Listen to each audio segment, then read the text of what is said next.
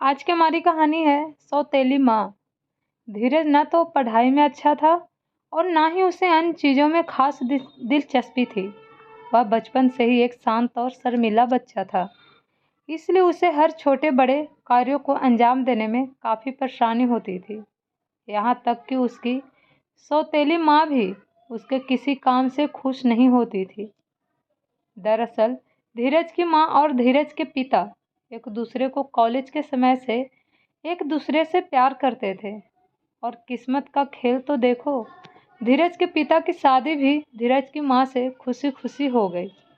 परंतु धीरज को जन्म देने के कुछ सालों बाद ही वह स्वर्ग सिधार गई।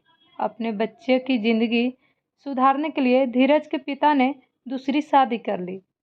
धीरज की सौतेली माँ जब प्रेग्नेंट थी, वह सीढ़ियों से फिसल गई और उसे अपने पहले बच्चे को खोना पड़ा। परंतु धीरज की सौतेली माँ को धीरज को सीढ़ी पर खड़ा देखने की वजह से यह गलतफहमी हो गई थी कि वह धीरज की वजह से ही सीढ़ी से गिरी, जबकि वह तो सीढ़ी से खुद ही फिसल गई थी।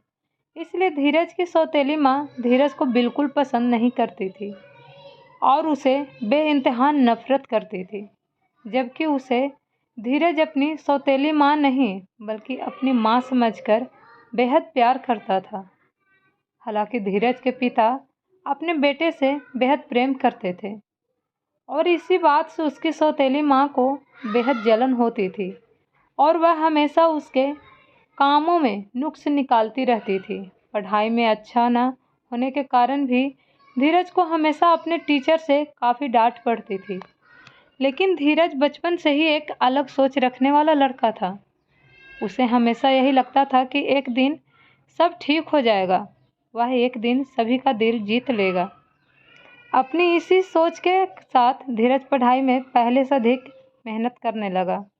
साथ ही वह दूसरी चीज़ों जैसे ड्राइंग और डांस की भी प्रैक्टिस किया करता था।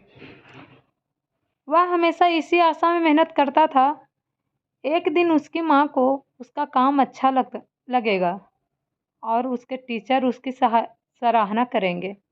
उसे कहेंगे, वाह धीरज, तुमने सचमुच कर दिखाया। ऐसे ही कड़ी मेहनत करते रहो, हमें तुम पर नाज है। लेकिन ऐसा कुछ नहीं हुआ।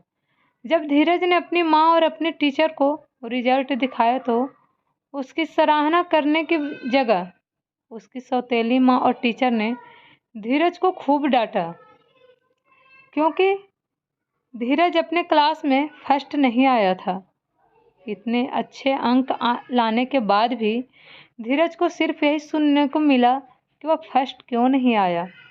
अपने टीचर और अपनी सौतेली माँ की बातों को सुनकर धीरज का जैसे दिल ही टूट गया था। लेकिन धीरज भी हार मानने वाला नहीं था।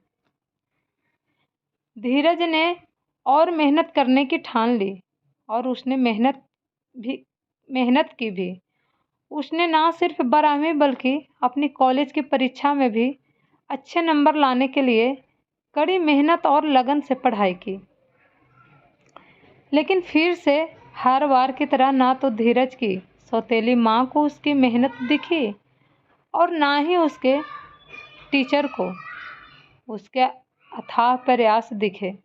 उसकी सौतेली माँ और उसकी टीचर दोनों ही धीरज को हमेशा यही कहते थे कि वह हमेशा अपने दोस्तों से पीछे ही रहेगा, चाहे वह कितनी मेहनत क्यों न कर ले। उसकी सौतेली माँ और टीचर हमेशा धीरज के नंबर उसके दोस्तों से कंपेयर करते थे और जिस विषय में धीरज के कम अंक थे वह हमेशा उसी पर ज़्यादा ध्यान देते थे। उन्होंने कभी भी यह ध्यान नहीं दिया कि धीरज कुछ विषयों में अन्यों के मुकाबले बेहद अच्छा था। ऐसे ही धीरज की पढ़ाई पूरी हो गई और अब धीरज काम करने के लिए तैयार था। धीरज मेहनती होने के साथ साथ सपने देखने वाला लड़का था। उसके कई बड़े बड़े सपने थे और वह अपना हर सपना अपने बल पर पूरा करना चाहता था।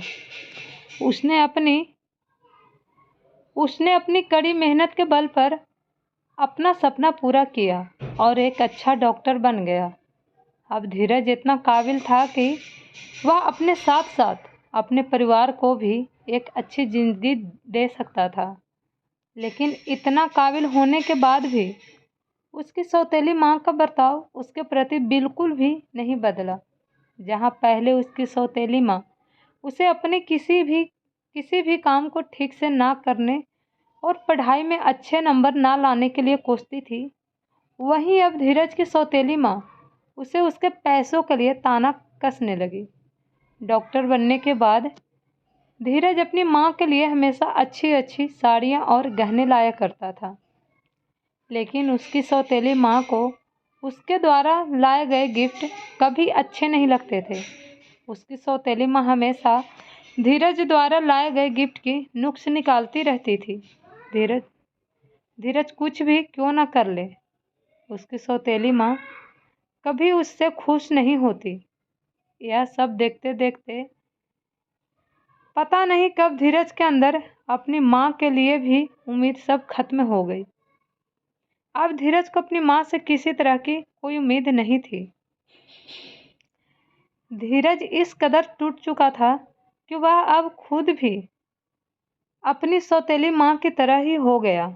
चूँकि धीरज एक जाना माना डॉक्टर था, तो वह अब दूसरे के साथ भी वही करने लगा जो कभी उसके साथ होता था। धीरज अपने सहयोगियों के साथ बड़े गुस्से से बात करता था और मन ही मन घमंड में रहता था। धीरज के अंदर काम करने वाले लोग कितना ही अच्छा काम क्यों न कर दे, धीरज कभी उनकी तारीफ नहीं करता था और हमेशा उन पर गुस्सा करता था। शाम को वह घर आता तो उसे अपनी सौतेली माँ के मुंह से निकले कड़वे शब्द ही सुनने को मिलते थे। यह सिलसिला ऐसे ही चलता गया। धीरज अपनी सौतेली माँ से बहुत ज़्यादा प्यार करता था, इसलिए उसने हमेशा अपनी माँ की फिक्र की और हमेशा उनके साथ रहा। परंतु धीरज की सौतेली माँ द्वारा उसके साथ किया गया बर्ताव न सिर्फ धीरज की निजी जिंदगी को बदतर बना रहा था, बल्कि इससे उसके पेशेवर जीवन में भी नकारात्मक प्रभाव दिखाई देने लगा था। कुछ लोग जिंदगी में ऐसे होते हैं जिन्हें हर खूबसूरत चीज़ भी खराब ही दिखाई देती है। धीरज की सौतेली माँ ऐसी ही एक इंसान थी।